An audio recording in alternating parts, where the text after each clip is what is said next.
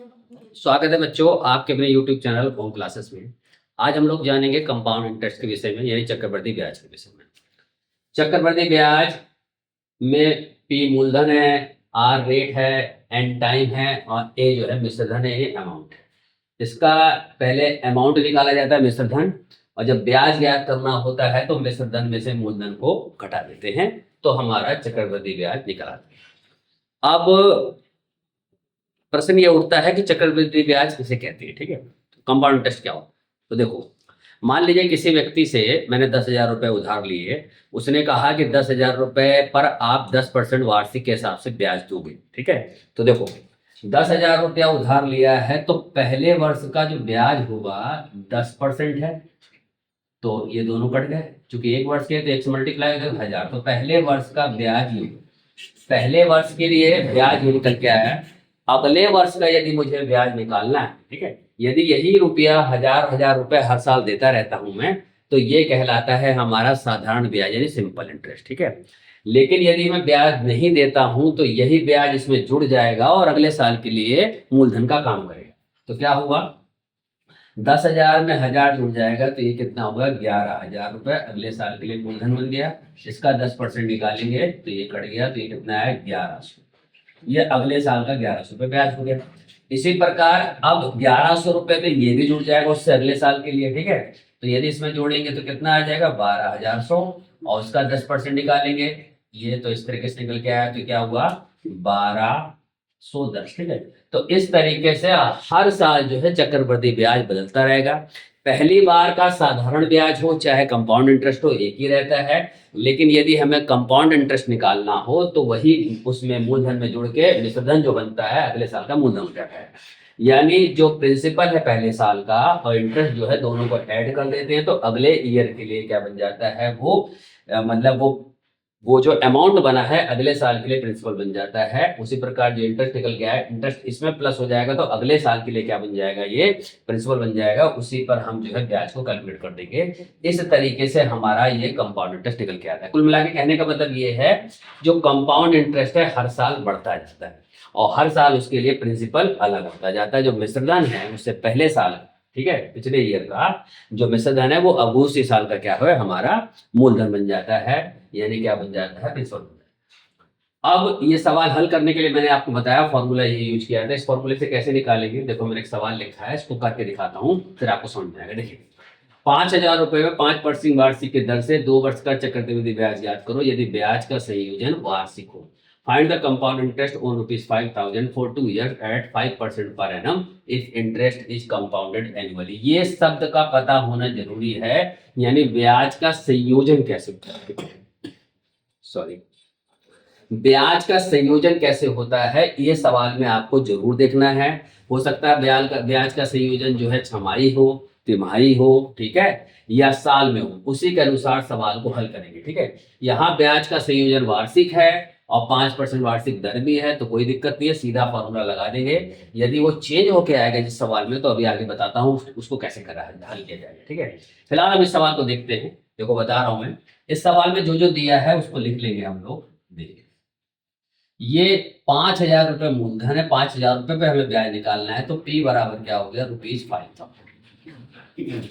और हमारा टाइम कितना हो गया है N बराबर 2 years, number of years, N का मतलब नंबर ऑफ ईयर्स या नंबर ऑफ टाइम्स कितनी बार ब्याज देना है। और उसके बाद क्या है दूसरा रेट। ठीक है, रेट क्या है हमारा 5% पर। अब ये वाला फॉर्मूला लगा दो, पहले मिश्रधन निकालेंगे डायरेक्ट। हम कंपाउंड इंटरेस्ट वाले फार्मूले में डायरेक्ट कंपाउंड इंटरेस्ट नहीं निकालते, इन दोनों फार्मूले से यूज करते हैं। ये प्रिंसिपल की जगह लिख दीजिए 5,000 रुपया, एक प्लस में R यानी 5/100 और N की जगह 2 आ गया। अब 5,000 इसको लिखेंगे, पहले क्या करेंगे 100 की इसमें गुणा हो जाएगी तो ऊपर 100 आ जाएगा, हमेशा यही होगा, और बटे में 100। इसको हम ऐसे भी लिख सकते हैं 100 प्लस में R बटे में 100 डायरेक्ट लिखा जाता है, इस तरीके में लिखा जा सकता है फॉर्मूला। तो 5,000 इसको जोड़ दीजिए तो कितना हुआ 105, उसके ऊपर पावर 2 है तो 105 हमारे 2 बार आ जाएगा, 105 बटे में 100 और 105 बटे में 100, पहले ऐसे लिख लीजिए। ठीक है, अब जब ऐसा लिख लेंगे तो उसके बाद काटिए, देखो 2 जीरो सीधी सीधी है, 2 जीरो कट गई, ये भी जीरो इससे कट गई, एक। अब क्या बचा है, 10 बचा हुआ है यहाँ पे, ठीक है। और तो देखो 5 से मैं 10 को काट सकता हूँ, 2 आएगा नीचे, लेकिन 2 से ऊपर कोई संख्या कट नहीं रही, डिवाइड करना पड़ेगा। तो अच्छा तरीका ये अपनाओ कि आप इसको काटो मत, केवल मल्टीप्लाई कर लो, ठीक है।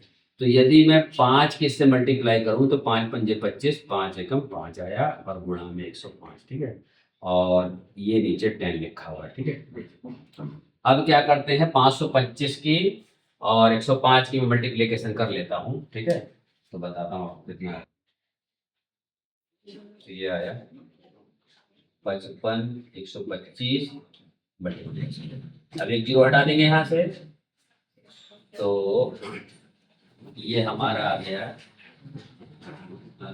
5,5,1,2.5।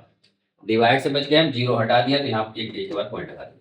यदि मैं इसको यहाँ से काट देता 2 आ जाता, फिर इसको मल्टीप्लाई करके 2 से मुझे डिवाइड करना पड़ेगा, डिवाइड से हम बच गए, सीधा मल्टीप्लाई करके जितनी जीरो उतनी के बाद पॉइंट लगा दो, ठीक है।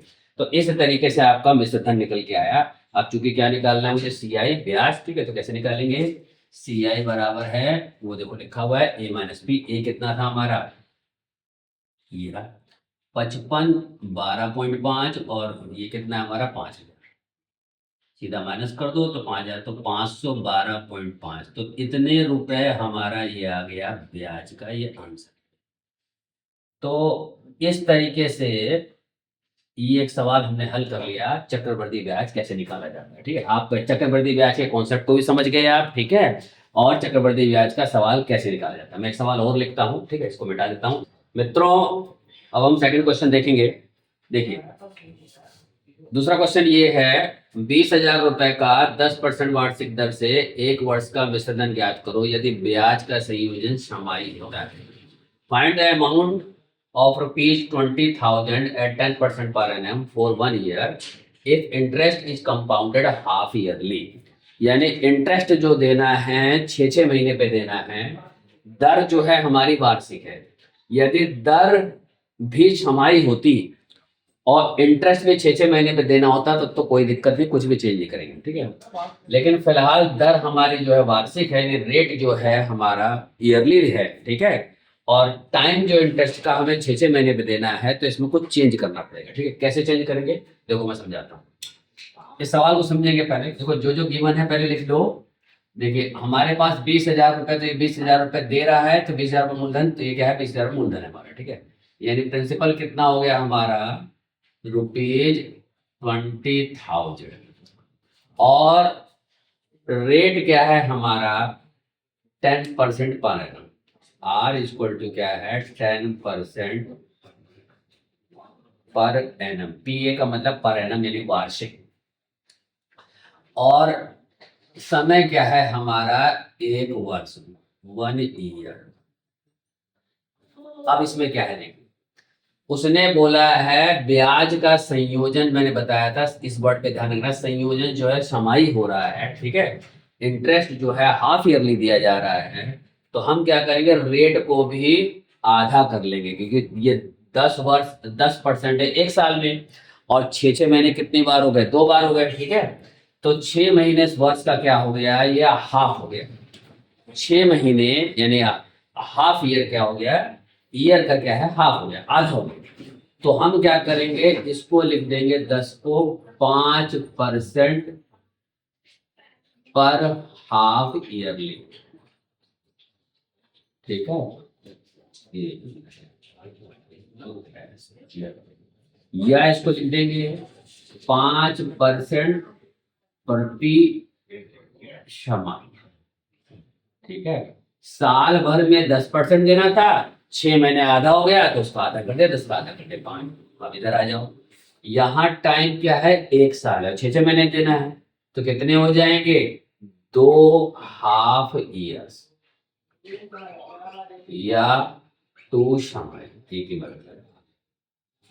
तो समझ गए मेरा कहने का मतलब है कि जब टाइम यानी ब्याज का संयोजन अलग है, ठीक है, 6 महीने पे, तो रेट को भी हम हाफ कर देंगे। और यदि वो 3 महीने पर होगा, ठीक है, तो 3 महीने कितनी बार हो गए, साल में 4 बार हो गए, ठीक है। तो इसको क्या है चौथा हिस्सा कर देंगे, नहीं 1/4 कर देंगे इसका, ठीक है। और इसी प्रकार यदि एक साल होता तो एक साल में 3 3 महीने कितनी बार होंगे, 4 बार हो जाएंगे। तो टाइम हमारा क्या हो जाएगा, 4 क्वार्टरली, यानी 4 क्वार्टर्स हो जाता है। ठीक है, फिलहाल इसी सवाल को समझते हैं। देखिए अब सॉल्व करके दिखाता हूँ। रेट हमें क्या लेना है, ये लेना है, और टाइम हमें क्या लेना है, ये लेना है, और इसी के अनुसार सवाल को हल करेंगे। देखो फॉर्मूला लगा रहा हूँ, ए इज इक्वल टू क्या है, पी इंटू 1 + R/100 पी का पी कितना है हमारे पास, पी हमारे पास है 20,000। 1 + R कितना है, रेट है हमारा 5% और टाइम है हमारा इस पर 2। और इसको सॉल्व करेंगे, 20,000 100 के इधर मल्टीप्लाई हो जाएंगे, 100 + 5 और बटे में 100 पावर 2, ये हो गया 20,000 और 20,000। और ये 105 105 2 बार लिख देंगे, 100 और 105 बटे में 100। अब देखो काटते हैं, 2 जीरो सीधा सीधा कट गया, ये कट गया, ये भी 2 जीरो सीधा सीधा कट गया, ये भी कट गया, सारे कट गए। अब केवल क्या है, हमें मल्टीप्लाई कर लेनी है। तो देखिए 2 2 पंजे 10, 2 गुणा में 105 गुणा में 105, तो 2 पंजे 10, 2 एकम 210 आ गया, और ये 105 है। 2 पंजे 10 और 2 एकम। अब क्या है यहाँ पे, एक जीरो है तो जीरो वैसे लगा दो, 21 का पार्ट पढ़ दो, 21 पंजे 105, 105 का 5 हासिल लगा 10, 21 जीरो जीरो, 10 में 10 हासिल है। ठीक है, तो 10 का जीरो आ गया यहाँ पर, और उसके बाद 21 एकम 21, 21 में 1 जोड़ेंगे तो 22। तो इस तरीके से हमारा 22,050 ये हमारा अमाउंट आ गया। हमें ये सदन याद करना था, और ये हमारा आंसर। तो इस सवाल में खासियत ये थी कि कंपाउंडेड हाफ ईयरली था, जबकि रेट जो है हमारा ईयरली था। तो कैसे चेंज करेंगे, ये मेरा क्वेश्चन था। एक सवाल और लेते हैं, देखिए थोड़ा सा और क्लियर हो जाएगा। 10% वार्षिक दर से कम एक कार 3 लाख रुपए में खरीदी गई, इसकी कीमत 10% वार्षिक दर से कम हो रही है, तो बताओ 3 वर्ष बाद इसकी कीमत कितनी होगी। एक car is bought at ₹3 lakh at 10% पर annum after 3 years। कोई हमने जैसे 10 सामान खरीदते हैं, खरीदने के बाद दाम कम होने लगता है, किसी किसी का दाम बढ़ने भी लगता है। तो फिलहाल कम हो रहा है, तो उसकी कीमत कैसे निकाली जाएगी बता रहा हूँ मैं। देखिए 3 लाख रुपए में खरीदी गई है, तो यही हमारा प्रिंसिपल हो जाएगा। तो सबसे पहले क्या करेंगे, इसको लिख देंगे प्रिंसिपल 3 लाख। ठीक, अब 10% वार्षिक, तो R इक्वल टू क्या है, 10% पर एनम। उसके बाद क्या है, टाइम कितना है, 3 साल, तो 3 years। ये हो गया हमारा टाइम प्रिंसिपल रेट। ठीक है, यही फॉर्मूला यूज करेंगे, इसमें बढ़ रहा है लगातार, तो देखिए घट रहा है, सॉरी। तो इसका 3 साल बाद कीमत क्या हो जाएगी, इसके प्रिंसिपल, वो सॉरी अमाउंट हो जाएगा प्रिंसिपल। तो ए, तो पी, अब क्या है, चूंकि लगातार दाम कम हो रहा है, तो यहाँ प्लस की जगह क्या कर देंगे, माइनस वाला फॉर्मूला यूज करेंगे, यानी माइनस लिख देना है आपको। बस यही ध्यान रखना है, इसीलिए सवाल मैंने बताया आपको। तो क्या करना है, पी की जगह लिखो 3 लाख, 1 - R, R कितना है 10 बटे में 100, पावर कितनी है, समय कितना है 3, उसके बाद 3 लाख।